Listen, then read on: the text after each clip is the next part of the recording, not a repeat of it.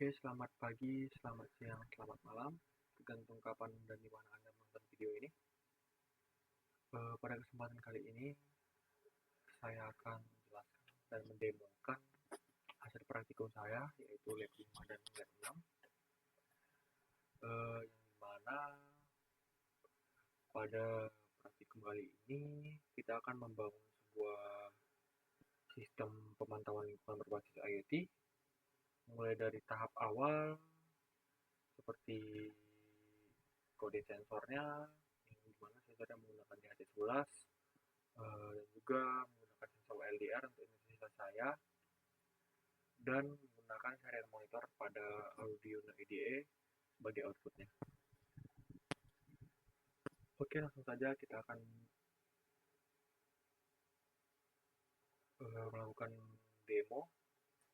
Sebelum saya melakukan demo, ini saya harus menjelaskan kode yang saya pakai di praktikum ini, khususnya pada praktikum lab 6.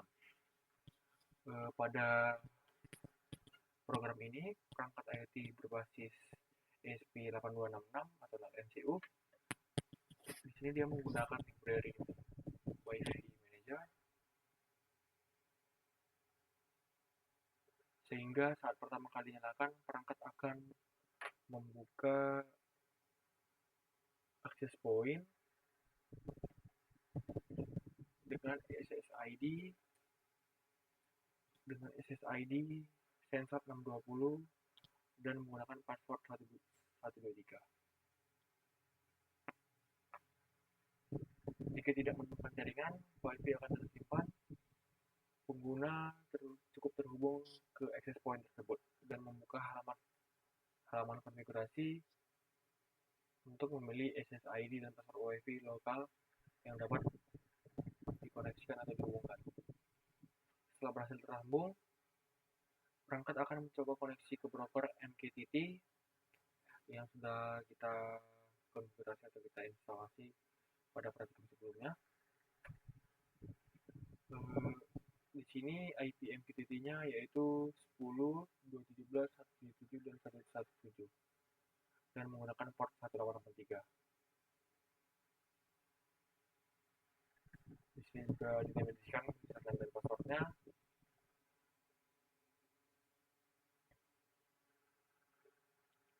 Lalu di sini juga didefinisikan bahwa di pin 1, di pin D1 maksudnya, di sini digunakan untuk sensor pembaca suhu dan humidity atau kelembapan, dan diatur sebanyak 5 detik interval atau update intervalnya. Sementara sensor cahayanya menggunakan LDR pada pin MCU A0 dan menghasilkan nilai 0 sampai 1023.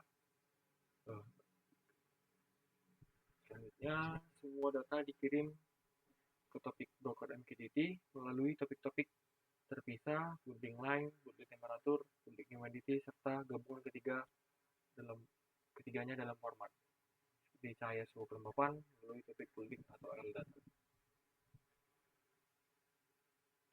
Selain pengiriman data, perangkat juga memberikan umpan balik visual menggunakan 3 LED yang terhubung ke pin D4, merah, D5 kuning, dan D8 hijau. Logikanya, pengendalian LED didasarkan pada perubahan intensitas cahaya dari satu pembaca ke pembaca berikutnya.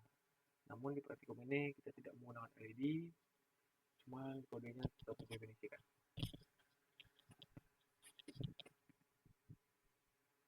Oke, selanjutnya saya akan menjelaskan kode yang kedua.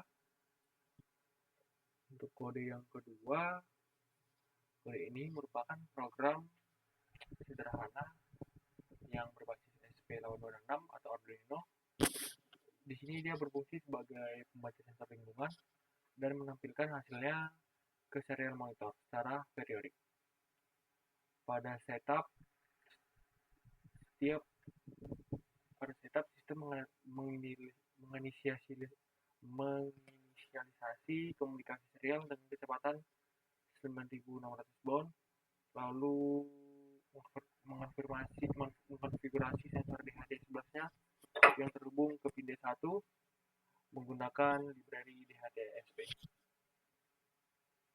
Di sini juga dia ada fungsi print data heading untuk mencetak judul kolom di kolom data humid, temperatur, dan temperatur F-light. Di dalam loop, program memeriksa apakah sudah melewati interval, seperti update interval sama dengan 1000 ms atau 1 detik. Jika ya, maka last update diperbarui. Kemudian memanggil update sensor value untuk membaca nilai cahaya dari pin A0 atau sensor LDR, serta dari sensor kelembapan di atas 11. Hasil pembacaannya disimpan ke variabel global light, humidity, temperatur, dan temperatur F. Setelah nilai sensor diperbarui, fungsi log sensor values akan mencetak data tersebut ke serial monitor dalam format yang rapi. Kelembapan dalam persen misalnya 65%, suhu Celsius, suhu Fahrenheit, dan jenis cahaya sama dengan jenis cahaya 0 sampai 1023. Oke, langsung saja kita akan melakukan demo. Sebelumnya saya sudah melakukan dokumentasi demo. Di sini kita akan melakukan demo pada MQTT Broker ya. Sebelumnya saya sudah melakukan dokumentasi.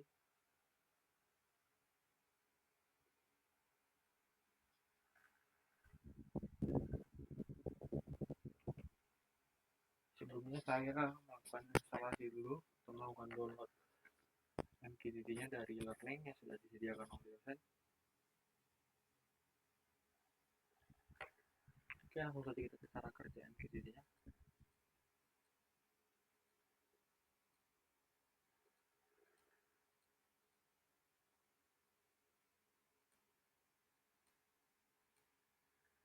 Cara kerja MQTT Broker Publishing Subscriber adalah broker berperan sebagai server pusat yang menerima semua pesan dari publisher dan subscriber dan meneruskannya ke subscriber yang telah mendaftar ke topik tertentu. Contohnya sini saya sudah buat, dia mendaftar ke topik tertentu ini. Lalu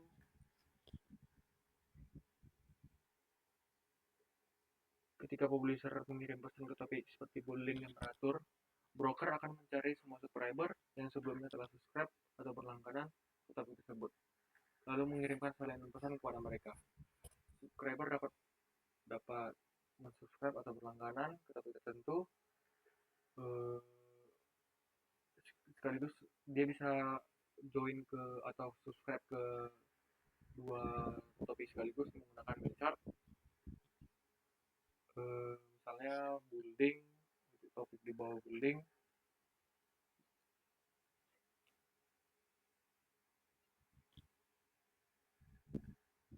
contohnya di sini dia bisa join ke beberapa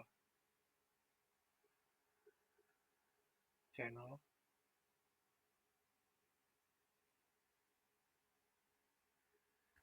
Lalu saat kita join atau subscribe ke sebuah channel, dia akan ada output di brokernya. Jadi brokernya ini sebagai perantaranya, ada providernya.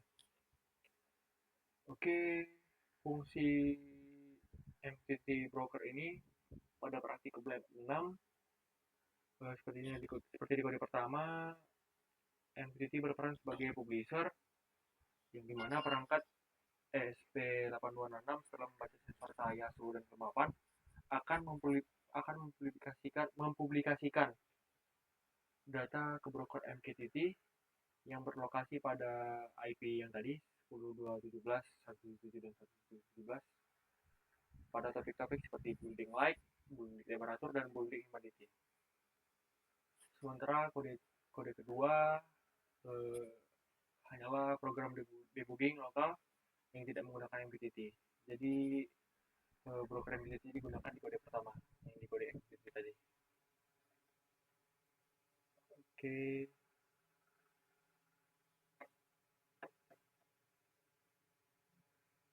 Selanjutnya,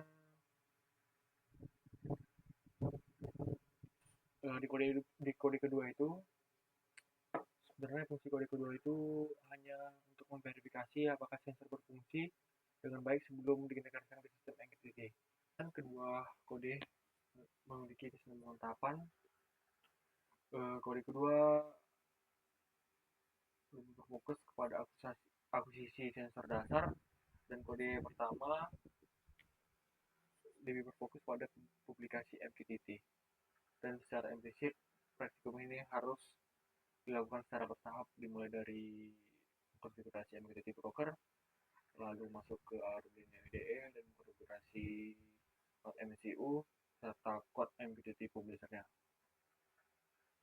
Oke, langsung saja kita ke demo yang selanjutnya. Saya sudah membuat dokumentasi juga.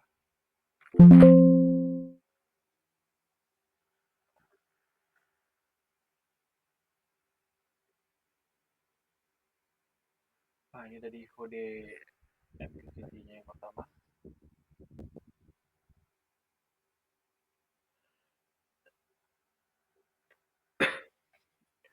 Ini kode MQTT yang berfungsi sebagai publisher.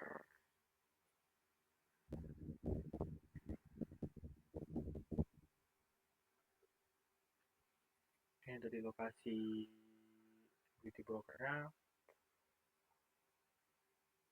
dipublikasikan code ini ke sini, yang di server IP.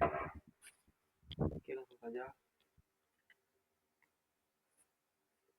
Nah, di sini sudah ada output sensor data seperti ini, nama apa ada.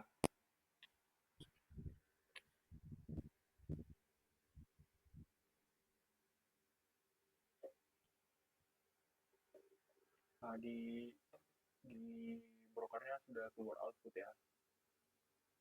Dan di sini sensornya, sensor kelembapan, sensor cahaya, dan sensor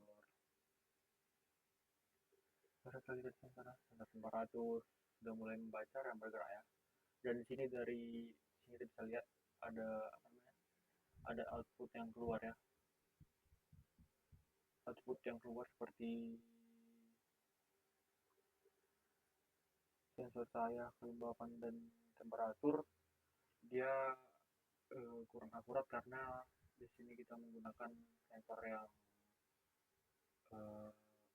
bisa dibilang murah ya.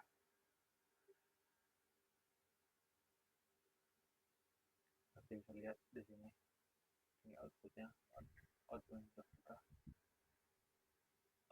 output dari light, temperatur, dan kelembabannya.